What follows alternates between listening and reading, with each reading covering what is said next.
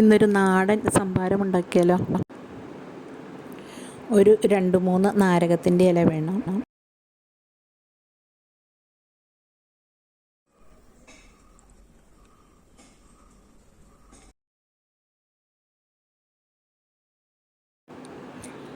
പുളിയുള്ള തൈര് ഒന്ന് മിക്സി ജാറിലിട്ട് ഒന്ന് അടിച്ചെടുത്തെടുക്കും.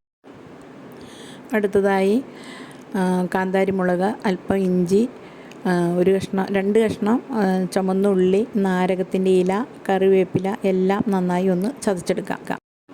ചതച്ചെടുത്തത് എടുത്ത ശേഷം നമുക്ക് ഒരു മൺചട്ടിയിൽ ഇട്ട് കൊടുക്കുക. അതിലേക്ക് അടിച്ചു വെച്ച തൈര് ചേർത്ത് കൊടുക്കുക. അതിലേക്ക് കുറച്ച് വെള്ളവും കൂടി ചേർത്തിട്ട് വേണം ഒഴിച്ചു കൊടുക്കാനായിട്ട്. ആവശ്യത്തിന് ഉപ്പും ചേർത്ത് ഇളക്കിയെടുക്കുക.